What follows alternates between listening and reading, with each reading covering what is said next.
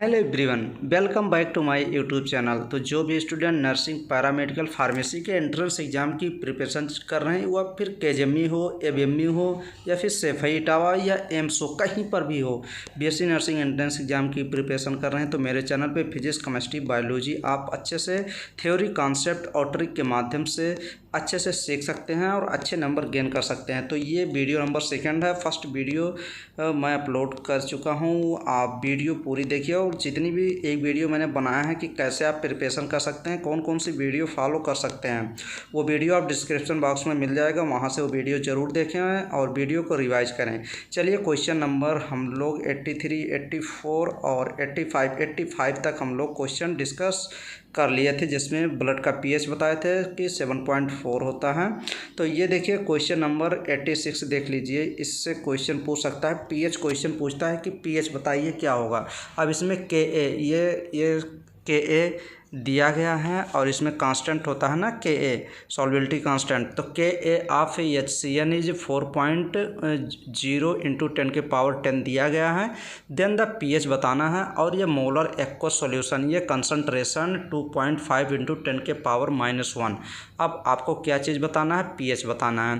तो पीएच बताने के लिए दो फार्मूला आपको एकदम रटे होने चाहिए। अगर दो फार्मूला वो आपके रटे हैं तभी ये क्वेश्चन आप सॉल्व कर पाएंगे। फर्स्ट कौन सा फार्मूला रटा होना चाहिए?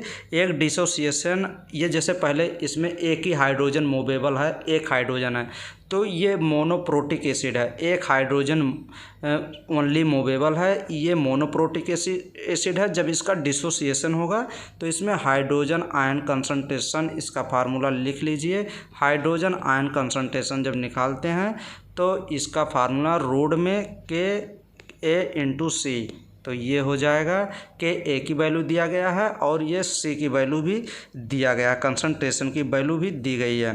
तो अब इस फार्मूले में आप रखेंगे तो ये क्वेश्चन आपका सॉल्व हो जाएगा। तो ये आप पहले यहाँ पे एच आयन कंसंट्रेशन निकाल लेंगे, फिर आप वैल्यू रखेंगे पीएच की। अब पीएच की वैल्यू निकालने के लिए आप एक फार्मूला और पढ़े ही होंगे। जैसे जब कैलकुलेशन आप पीएच वैल्यू जब कैलकुलेट करते हैं तो पीएच इक्वल टू होता है, क्या होता है? पीएच इक्वल टू होता है माइनस लाग होता है, माइनस लाग ए और एच के power H hydrogen ion concentration, ये पूरा फार्मूला होता है। इसको अच्छे से नोट डाउन कर लीजिए। और जो ये ए होता है ना, ये क्या होता है? ये एक्टिविटी कोफिशिएंट होता है। एक्टिविटी कोफिशिएंट होता है, activity BITY, activity coefficient COFFICIENT, activity coefficient होता है। अब एक्टिविटी कोफिशिएंट डाइल्यूट सॉल्यूशन के लिए ए का मान जो होता है इसका 1 होता है, इसलिए डायरेक्ट आप ऐसे रख सकते हैं कि पीएच इक्वल टू लिख सकते हैं माइनस लाग एच कंसंट्रेशन, हाइड्रोजन कंसंट्रेशन। अब इसमें आप जब एच आयन कंसंट्रेशन उस फार्मूले से निकाल लेंगे, फिर इसमें रख देंगे, एकदम सॉल्व हो जाएगा। चलिए आपको सॉल्व करके भी दिखा देते हैं, क्योंकि आपको एकदम एग्जैक्ट चाहिए, बना बनाया सब कुछ चाहिए। मेहनत भाई करेंगे तभी आपका सिलेक्शन होगा 100%। तो मेहनत आप लोग प्लीज़ ज़रूर करते रहें। एच आयन कंसंट्रेशन निकाल लीजिए। एच आयन कंसंट्रेशन फार्मूला होता है रोड में Ka/C, Ka/C होता है। के ए की वैल्यू क्या है? के ए की वैल्यू दिया गया है 4 डायरेक्ट लिख सकते हैं, इंटू 10⁻10 दिया गया है, इंटू सी का मान दिया गया है 2.5 × 10⁻1 दिया गया है। अब इसमें जब मल्टीप्लाई करेंगे 4 का 25 में तो कितना हो जाएगा? 25 चौका 100, इसमें 10 आ जाएगा आपका। और 10 × 10⁻, कितना आएगा? 5 -5 और -1 जुड़ जाएगा तो 6 हो जाएगा।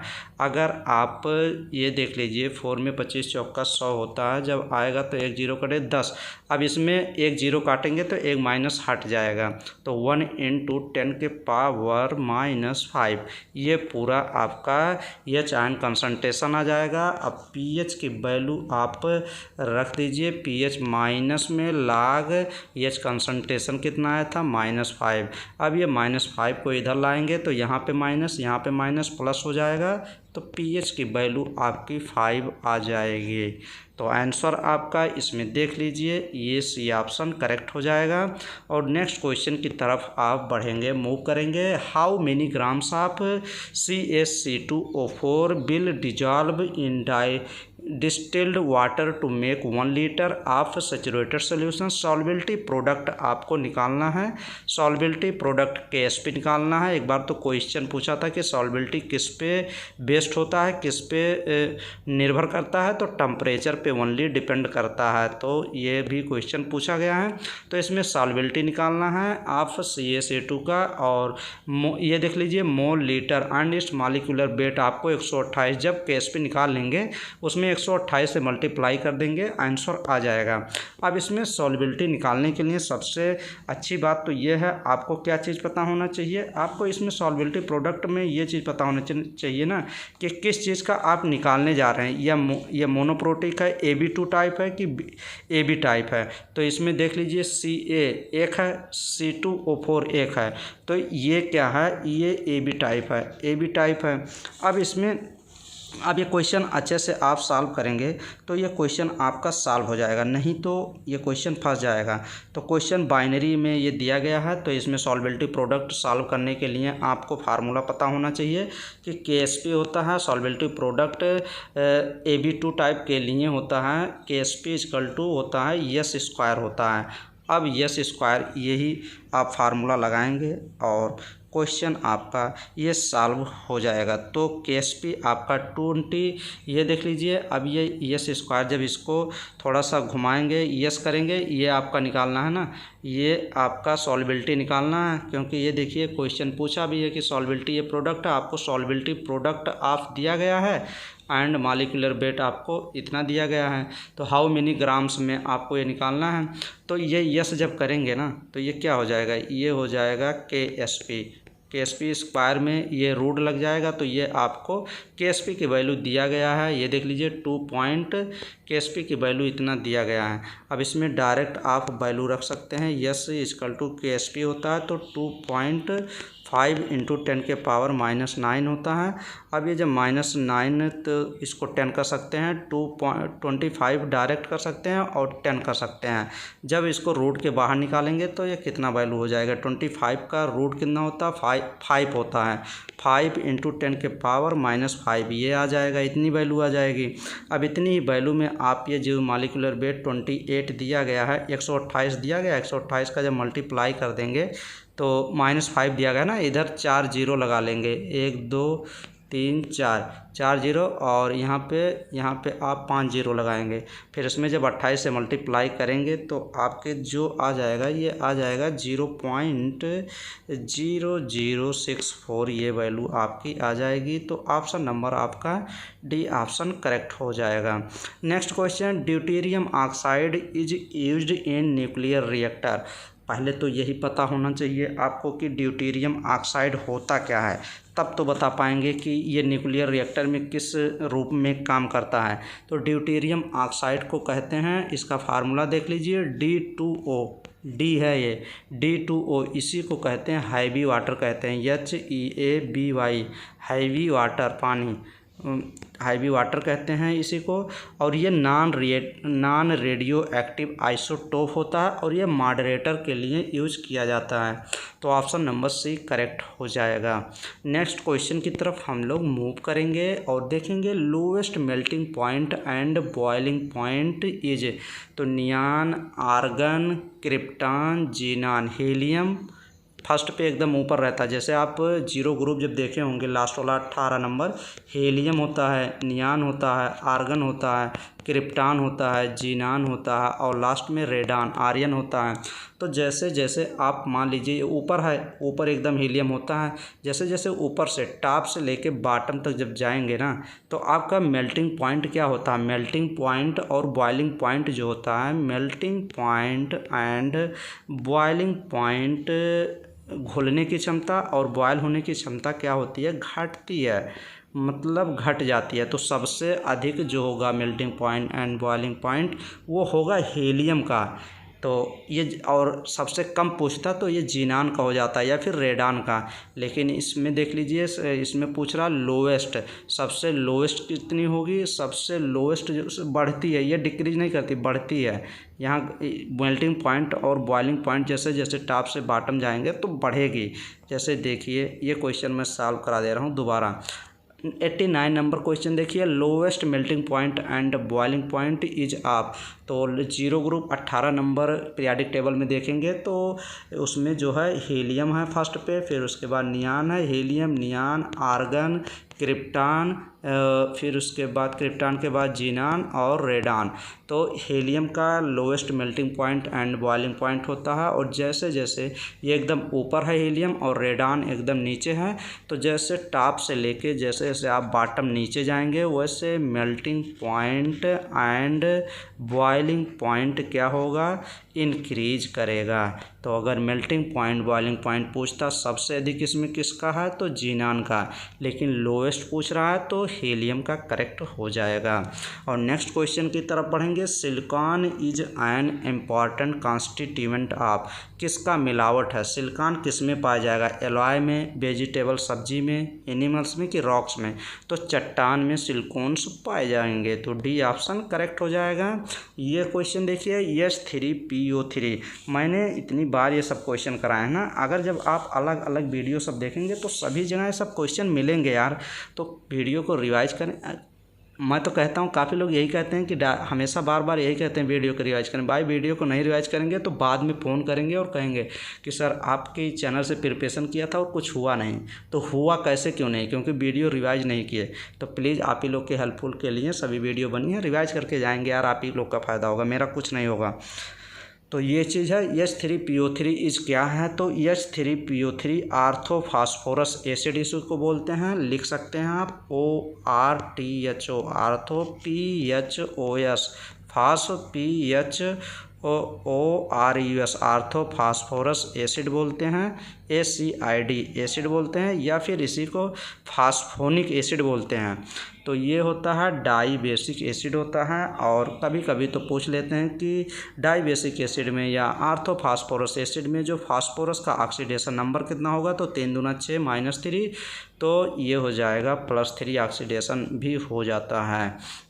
नेक्स्ट क्वेश्चन ये देख लीजिए, which of the following is coinage metal, जो सिक्के में जो मेटल यूज किए जाते हैं।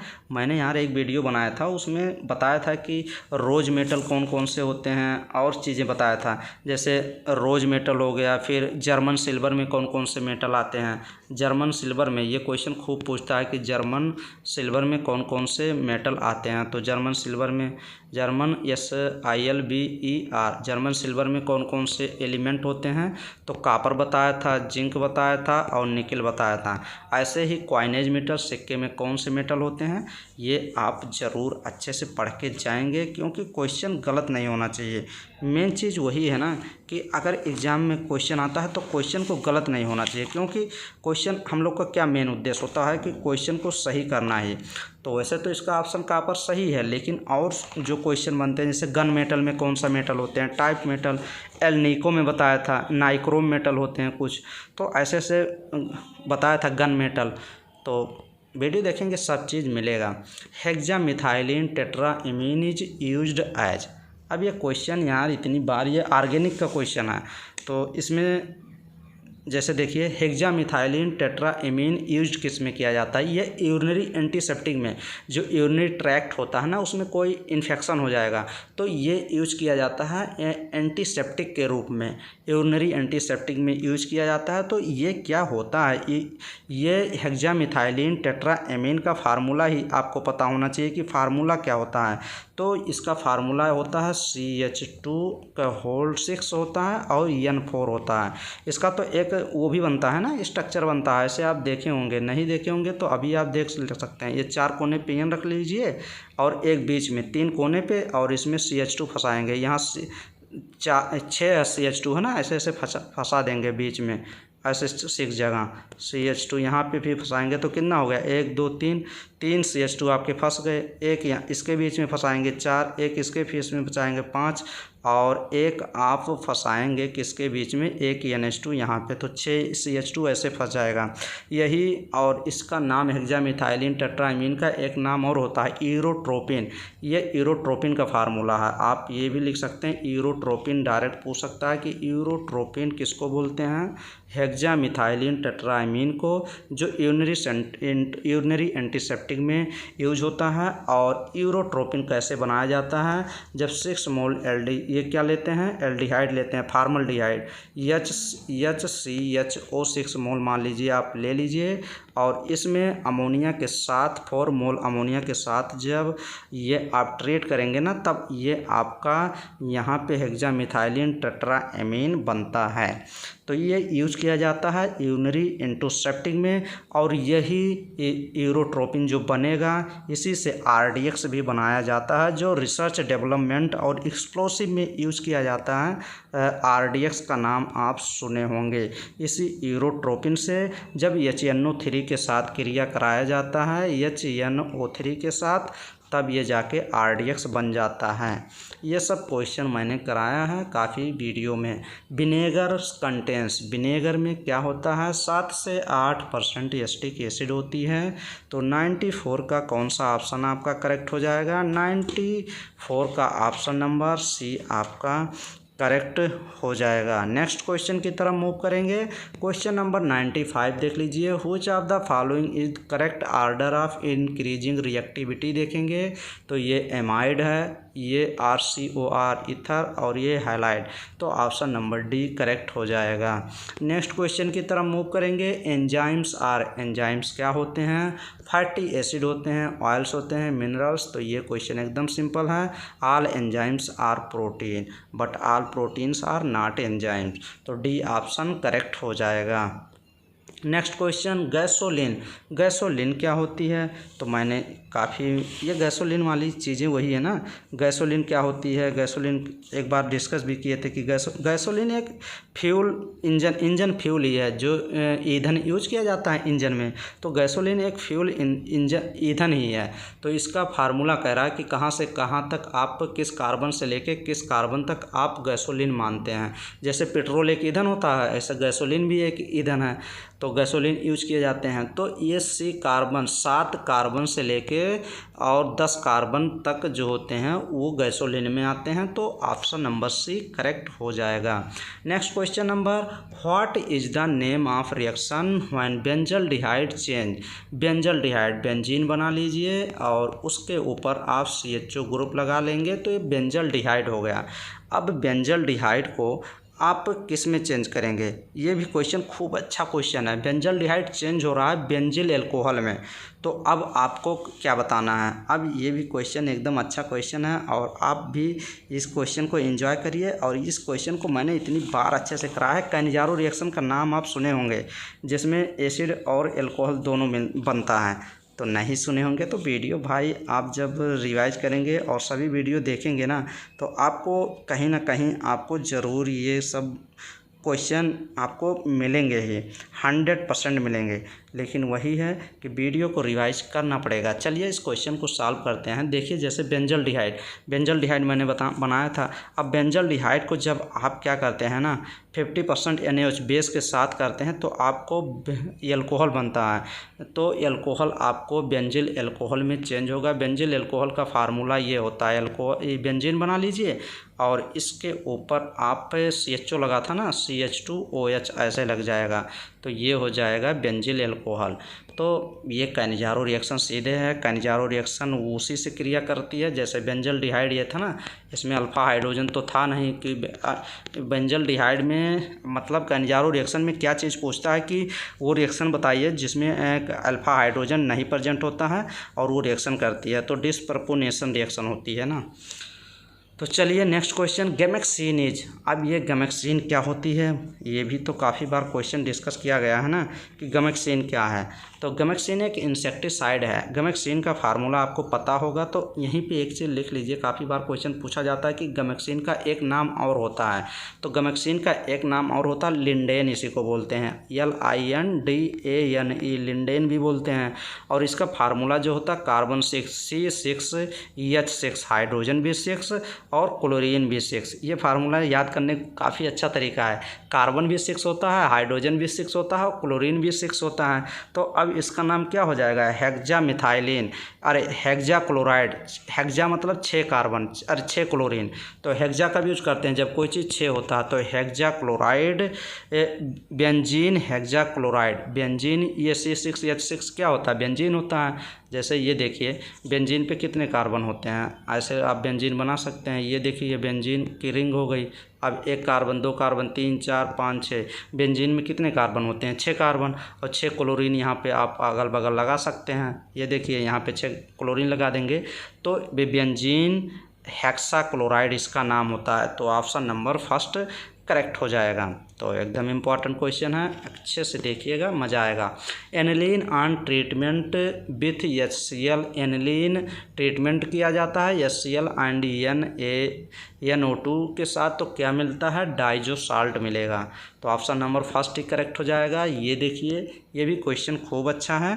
और इसको बताइए सैक्रिन, सैक्रिन क्या होता है। ये यार एक शुगर जैसे नहीं होता, शुगर चीनी वाला जो मीठे के लिए यूज़ किया जाता है। मान लीजिए कहीं अधिक मात्रा में शुगर, यार हर जगह तो जो ये टाफ़ी बिस्किट टाफ़ी वाफ़ी जो बन के आते हैं ना, वहाँ सैक्रिन ही यूज़ किया जाता है। सैक्रिन मान लीजिए 1 लीटर, आप 1 लीटर पानी में अगर ना 1 बूंद भी काफ़ी हो जाएगा, 1 बूंद से कम मान के चलिए डाल देंगे ना, तब भी 1 लीटर पानी इतना मीठा हो जाएगा कि आप पी नहीं पाएंगे। तो सैक्रिन एक स्वीटेस्ट आर्टिफिशियल स्वीटनर जिसको बोलते हैं, ये यूज़ किया जाता है काफ़ी जगह। जैसे तो इसमें तो वैसे सैक्रिन में कोई कैलोरी होती नहीं है, लेकिन तो सैक्रिन काफ़ी भयानक होता है, तो ये नुकसान भी करता है। अब सैक्रिन का फार्मूला ही होता है कार्बन, ये देख लीजिए C, ये जो है ना थोड़ा राइटिंग में प्रॉब्लम, क्योंकि गर्मी अधिक है ना, स्वेटिंग हो जाती है तो राइटिंग में प्रॉब्लम करती है, पेन चलता नहीं है। ये देख लीजिए C7 ये हो जाता है, फिर हाइड्रोजन 5 हो जाता है, फिर नाइट्रोजन भी आता है, और ऑक्सीजन भी 3, और सल्फ़र भी। तो कार्बन भी होगा, हाइड्रोजन भी होगा, सल्फ़र भी होगा, नाइट्रोजन भी होगा, ऑक्सीजन भी होगा सैक्रिन में। तो इसलिए ऑप्शन नंबर डी करेक्ट हो जाता है। नेक्स्ट क्वेश्चन ये देख लीजिए 102 102 नंबर क्वेश्चन भी देख लीजिए अच्छे से, और बताइए the digestion of fat in the intestine is aided by. अब फैट का डाइजेशन अगर इंटेस्टाइन में होगा तो क्या होगा, एमल्सिफिकेशन, पेप्टाइजेशन, या प्रोटेक्शन, या डिफ्यूजन। तो 102 102 का फर्स्ट ऑप्शन इमल्सिफिकेशन होता है फैट का। तो ऑप्शन नंबर फर्स्ट करेक्ट हो जाएगा। और नेक्स्ट क्वेश्चन हम लोग नेक्स्ट वीडियो में ही करेंगे, और अब इसके आगे हम लोग बायोलॉजी के भी क्वेश्चन इसी वीडियो में देखेंगे। इंपॉर्टेंट क्वेश्चन, आप लोग वीडियो को लाइक ज़रूर करें, मेहनत तो आप ही लोग के लिए हो रहा है। अगर जो वीडियो थोड़ा सा हेल्प अगर हो रहा है तो लाइक करें, और अगर आपका थोड़ा सा भी वीडियो से हेल्प नहीं हो रहा तो फालतू में आप वीडियो देख रहे हैं, वीडियो को यहीं से आप स्किप करके दूसरा वीडियो देखिए दूसरे चैनल पे। अन्यथा वीडियो को लाइक ज़रूर करें, अगर आप लाइक करते हैं तो मोटिवेशन मिलता है और आपको एनर्जी, थिंकिंग पॉजिटिव मिलती है। तो चलिए नेक्स्ट हम लोग बायोलॉजी के क्वेश्चन डिस्कस करते हैं। तो ये सभी क्वेश्चन जो हैं बायोलॉजी के क्वेश्चन हैं, और सभी क्वेश्चन इंपॉर्टेंट हैं, तो आप लोग देखते रहिए और सभी क्वेश्चन नोट डाउन करते रहिए जो आपको लगे इंपॉर्टेंट है, और इम्पॉर्टेंट क्वेश्चन मैं बता भी दूंगा। तो क्वेश्चन नंबर, इसके पहले हम लोग वीडियो में ये सब क्वेश्चन किए हैं। Maximum absorption of light occurs in the region of, तो रीजन बताइए। 400 से 700 नैनोमीटर जो होती है वेवलेंथ वाली लाइट, वो सबसे अधिक एब्जॉर्ब लाइट करती है।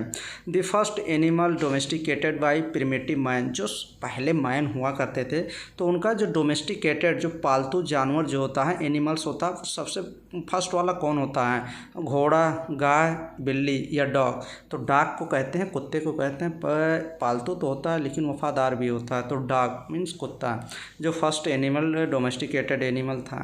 Mycorrhiza is correctly described by, ये क्वेश्चन तो मैंने वीडियो में काफ़ी वीडियो में हज़ारों बार डिस्कस क्वेश्चन ऐसे क्वेश्चन डिस्कस किए हैं। Mycorrhiza is correctly described, mycorrhiza symbiosis of algae and fungi नहीं, रिलेशन एंड नहीं, पैरासिटिक नहीं, ये सिम्बायोटिक रिलेशनशिप शो करता है कवक and roots of higher plant के बीच। कवक से न्यूट्रिशन ये फूड प्रोवाइड करता है, और हायर प्लांट जो है माइकोराइजा जो होती है इसको न्यूट्रिएंट प्रोवाइड करती है। तो इसी ऑप्शन नंबर डी करेक्ट हो जाएगा। नेक्स्ट क्वेश्चन चलिए देखते हैं, रस्ट डिजीज, ये भी देख लीजिए। रस्ट डिजीज एक साइंटिस्ट केसी मेहता साहब थे, इन्होंने दिया था रस्ट डिजीज। ये देखिए next question, now a day cornea, अब इस समय cornea transplantation is very popular, the reason is that, जो आँख होता है ना, आँख में कार्निया होती है, कार्निया जो होती है ना, इसका ट्रांसप्लांट करना सबसे सुरक्षित माना जाता है। क्यों माना जाता है, क्योंकि कार्निया में कोई ब्लड सप्लाई होती ही नहीं है, does not link with blood supply and immune system, कोई इम्यून सिस्टम से भी नहीं लिंक होता, ना ही इसमें ब्लड सप्लाई होती है। तो आसानी से कार्निया को जो पर्दा लेंस पे आ जाते हैं उसको हटा सकते हैं आसानी से। नेक्स्ट ये देखिए, इन C4 प्लांट में C4 प्लांट C3 नहीं दिया गया, C3 दिया होता ना तो RUBP हो जाता सही, RUBP सही हो जाता, लेकिन यहाँ पे C4 प्लांट में पूछ रहा है। CO2 कंबाइंड, CO2 कंबाइंड होता है, CO2 को एक्सेप्ट करता है तो पेप एक्सेप्ट करता है, फास्फोइनॉल पायरुवेट होता है। जो C4 प्लांट आप देखे होंगे उसमें डायग्रामेटिक उसमें 2 सेल होती हैं, एक सेल होती है मेसोफिल सेल्स होती हैं और दूसरी जो होती हैं बंडल शीथ सेल्स होती हैं। तो मेसोफिल सेल्स में CO2 का क्या होता है, कंबाइंड करता है फास्फोइनॉल पायरुवेट। तो ऑप्शन नंबर सी करेक्ट हो जाएगा। अगर क्वेश्चन पूछता है कि C4 प्लांट में CO2 को कंबाइन कौन करता है तो फास्फोइनॉल पायरुवेट, और C3 प्लांट में पूछता तो RUBP हो जाएगा। आप C4 और C3 वाला NCERT में चार्ट दिया गया है उसको अच्छे से ज़रूर पढ़ के जाइएगा, नहीं तो क्वेश्चन ज़रूर पूछेगा, वहीं पे नाचेंगे। तो ज़रूर पढ़ के ज़रूर क्लियर करके जाइएगा। फोटोसिंथेसिस वाला चैप्टर वहाँ से क्वेश्चन 100% पूछे जाएंगे। 11th NCERT पढ़ के जाइएगा। Which one of the following element is almost, लगभग मोस्ट ऑफ प्लांट, अधिकतर plant non essential plant. Which of the following, इसमें बताना है कौन सा एलिमेंट है जो नॉन एसेंशियल है, मतलब उसको ज़रूरत नहीं है, नॉन एसेंशियल है। तो वो कैल्शियम तो ज़रूरत ही है, मॉलिब्डेनम और जिंक, लेकिन सोडियम नहीं। तो ऑप्शन नंबर डी करेक्ट हो जाएगा।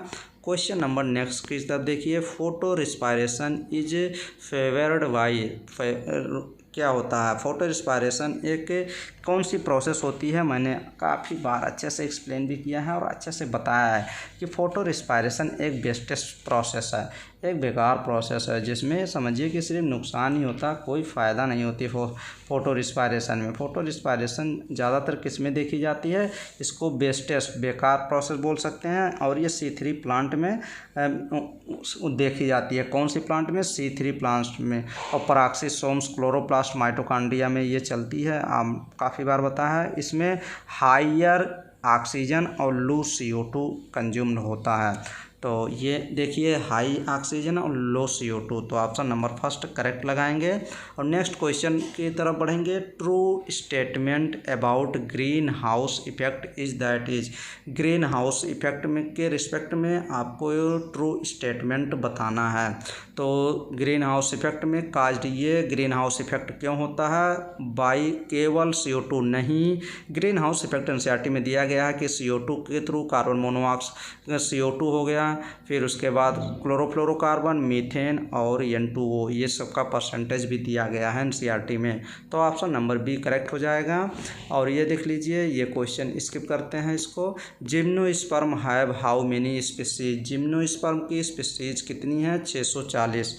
नेक्स्ट देखिए, next question, if there are 4 microspore mother cells in an anther what will be the number of pollen grain. अगर पोलन ग्रेन पूछा जाता है ना, तो अगर यहाँ पे आपको माइक्रोस्पोर मदर सेल, एक माइक्रोस्पोर, ईच माइक्रोस्पोर, एक माइक्रोस्पोर मदर सेल डिवाइड करती है, मियोटिक डिवीजन होता है, तो 4 पोलन ग्रेन आपको मिल जाएगा। तो यहाँ पे 4 माइक्रोस्पोर दिया गया है, तो 4 से 1 से 4 बनेगा, तो 4 से कितने बनेंगे, 4 से आपके 4 बनेंगे, तो टोटल 16 हो जाएगा। तो ऑप्शन नंबर इसमें डी ऑप्शन करेक्ट हो जाएगा। Next question number 162, what are the sex organ provide in some bacteria. Bacteria में आपको सेक्स आर्गन बताने हैं कि कौन से होते हैं, तो सेक्स पिलाई होती है। तो ऑप्शन नंबर सी करेक्ट हो जाएगा। Next question number, the correct sequence for the formation of chemicals on the primitive earth age. सबसे पहले जब अर्थ पे क्या फॉर्मेशन होता, सीक्वेंस आपको बताना है केमिकल्स के। तो सबसे पहले अमोनिया, फिर वाटर, फिर न्यूक्लिक एसिड, फिर प्रोटीन। तो ऑप्शन नंबर बी आपको करेक्ट हो जाएगा, अच्छे से नोट डाउन कर सकते हैं। नेक्स्ट क्वेश्चन की तरफ, 2,4-D is an effective of, 2,4-D क्या है, बेडी साइड है। 2,4-D 2,4-D जो होता है ये बीडीसाइड खरपतवार को नष्ट करने वाला होता है, तो ये भी ऑप्शन आप करेक्ट लगाएंगे। Next question, which vertebrate organ receive only oxygenated blood. वो वर्टिब्रेट कौन से मतलब वर्टिब्रेट जो होते हैं वो उसमें केवल ऑक्सीजनेटेड मतलब केवल ऑक्सीजनेटेड वाला ब्लड ही आता है। ऑक्सीजनेटेड ब्लड कौन सा ब्लड होता है? शुद्ध ब्लड को ऑक्सीजनेटेड ब्लड कहते हैं। तो शुद्ध ब्लड ओनली स्प्लीन में होता है। तो ऑप्शन नंबर आपको सी ऑप्शन करेक्ट हो जाएगा। नेक्स्ट क्वेश्चन नंबर 166 देखिए, which typical stage is known for DNA replication. DNA की रेप्लिकेशन जो सेल साइकिल की किस फेज में होती है, किस स्टेज में होती है? तो वो होती है यस फेज में। तो ऑप्शन नंबर सी करेक्ट हो जाएगा। और एकदम इम्पॉर्टेंट क्वेश्चन है, काफ़ी बार रिपीट क्वेश्चन ये हुआ है, तो देख के जाइएगा। The formation of canal system in sponge में जो कैनाल सिस्टम फॉर्मेशन होता है वो किसकी वजह से? तो वो जो स्पंज में कैनाल सिस्टम फॉर्मेशन होता है वो इनर वॉल की फोल्डिंग होती है। तो ऑप्शन नंबर सी करेक्ट हो जाएगी। नेक्स्ट क्वेश्चन देखेंगे, डी टर्म मियोसिस होता है, एक माइटोसिस होता है। तो ये मियोसिस है, छोटा वाला है, बड़ा वाला नाम रहेगा। फ्लेमिंग वैसे होता है, अगर माइटोटिक पूछता तो फ्लेमिंग, लेकिन मियोसिस पूछ रहा है तो मियोसिस को किसने टर्म दिया था? तो फार्मर एंड मोरे साइंटिस्ट के नेम है ये। Lampbrush chromosomes are seen in. Lampbrush chromosome found in oocyte of certain animal. कुछ एनिमल के oocyte में लैम्ब्रस क्रोमोसोम पाई जाती है कि किस किस टिपिकल स्टेज में आपको देखने को मिलता है? तो ये होता है मियोटिक प्रोफेज में। तो ऑप्शन नंबर डी करेक्ट हो जाएगा। Next question, benthic animals are those which. Benthic animals मतलब जो गहरे समुद्र में, जो मिट्टी में, मान लीजिए समुद्र है एकदम निचले स्थान पे थोड़ी मिट्टी तो होती है, तो यहीं पे गड्ढे बना के अंदर रहते हैं, तो ये होते हैं बेंथोइक एनिमल्स आर डीप डवेलर्स इन सी के अंदर होते हैं। तो ऑप्शन नंबर फर्स्ट करेक्ट होगा। नेक्स्ट क्वेश्चन देखिए, फिर क्वेश्चन आ गया 171, इन C4 प्लांट में CO2 fixation is done by. CO2 fixation जो होता है वो किस में होता है? तो मैंने बताया था कि ये दो सेल होती हैं C4 प्लांट में, एक मेसोफिल सेल्स होती है, एक बंडल शीथ सेल्स होती है। तो मेसोफिल सेल्स में ही क्या होता है, फिर CO2 का फिक्सेशन होता है। तो ऑप्शन नंबर इसमें कौन सा करेक्ट हो जाएगा? Mesophyll cells, first option correct हो जाएंगे।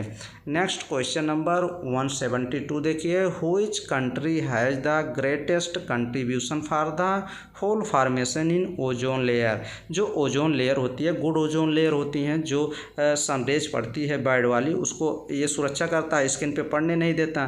तो ओजोन लेयर में अगर होल हो जाता है तो स्किन डिजीज होने लगती हैं। अब ग्रेटेस्ट कंट्रीब्यूशन कौन सा देश है जो होल फॉर्मेशन कर रहा था ओजोन लेयर में?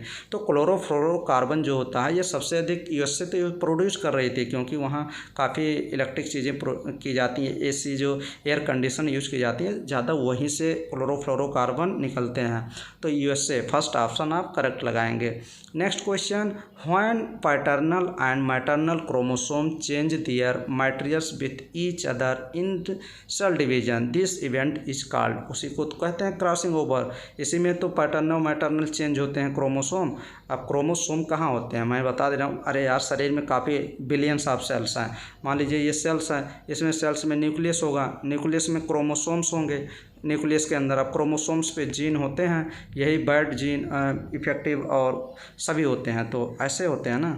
तो क्रॉसिंग ओवर ऑप्शन सही हो जाएगा। नेक्स्ट क्वेश्चन की तरफ बढ़ते हैं। AIDS disease was first reported in. काफ़ी बार ये क्वेश्चन पूछा गया है और अच्छे से देख के बताइए कि 175 में कौन सा ऑप्शन आप करेक्ट लगाएंगे। 175 का AIDS disease acquired immunodeficiency syndrome इसका नाम होता है। नाम भी डायरेक्ट पूछ लेता है कि एड्स का नाम क्या होता है।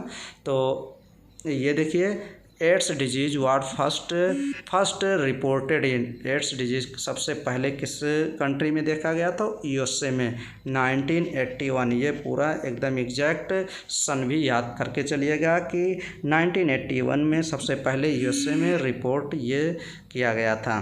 Next question, which of the following product are obtained by anaerobic respiration from yeast. Yeast में जो एनाएरोबिक रिस्पायरेशन चलता है उसमें कौन कौन से प्रोडक्ट देखने को मिलते हैं, तो एल्कोहल, CO2 और बियर्स, वाइन्स भी सभी मिलेंगे, तो इसीलिए ऑप्शन नंबर डी करेक्ट हो जाएगा। नेक्स्ट क्वेश्चन नंबर 177 देखिए, what will be the number of Calvin cycle to generate one molecule of hexose.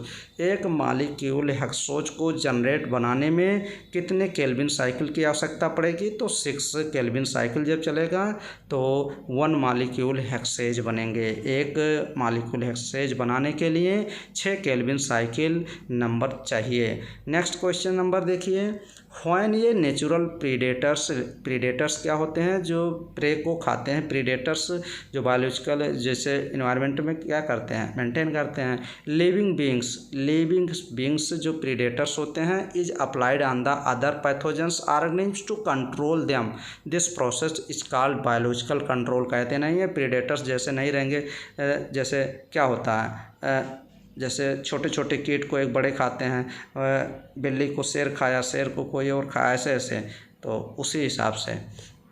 Next question number ये देखिए, the 10% energy transfers law of food chain was given by. ये क्वेश्चन जो था ना, जैसे मान लीजिए 10% एनर्जी वो ट्रांसफ़र होती है एक ट्रैफिक लेवल से दूसरे ट्रैफिक लेवल में, तो ये जो एनर्जी ट्रांसफ़र होती है 10%, ये किस साइंटिस्ट ने बताया था, तो लिंडमान एक साइंटिस्ट थे, लिंडमान। तो ऑप्शन नंबर सी आप करेक्ट लगाएंगे। नेक्स्ट क्वेश्चन ये देख लीजिए, ornithine cycle removes 2 waste product from the blood in liver. Blood में जो दो बेस्ट प्रोडक्ट बताना है कि जो ऑर्निथिन साइकिल के द्वारा लीवर रिमूव करता है, तो वो होता है CO2 और अमोनिया। काफ़ी बार ये भी क्वेश्चन पूछा जाता है कि ऑर्निथिन साइकिल चलती कहाँ, लीवर के अंदर चलती है, तो during ornithine cycle in liver cell में चलेगी, और अमोनिया और CO2 दोनों कंबाइन होकर यूरिया फार्म कर लेते हैं और रिलीज कर दिए जाते हैं ब्लड में। तो ऑप्शन नंबर इसमें सी ऑप्शन करेक्ट हो जाएगा। तो चलिए, बायोलॉजी के काफ़ी क्वेश्चन हम लोग इसी वीडियो में डिस्कस किए, तो नेक्स्ट वीडियो में डिस्कस करेंगे। भाई काफ़ी मेहनत लग रहा है, मुझे 1 सेकंड समय नहीं है, मुझे इस समय इतना कॉलेज का काम दिया गया, लेकिन आप लोग का हेल्प मैं कर रहा हूँ, अपना नुकसान कर रहा हूँ। लेकिन वही है कि क्या कहते हैं, बोल दिया था तो कराना पड़ेगा। लेकिन वही है कि चलिए, आप ही लोग के लिए चैनल ही है, तो वीडियो को लाइक ज़रूर किया करिए। अगर आपको कोई भी हेल्प मिल रहा है, अगर नहीं लाइक कर रहे हैं और वीडियो से हेल्प नहीं मिला, तो वीडियो ना ही देखें, दूसरे चैनल की वीडियो देखें भाई। वीडियो को लाइक ज़रूर करके जाएं। चलिए, नेक्स्ट वीडियो मिलेंगे और बेस्ट वीडियो प्रोवाइड करेंगे। Thank you.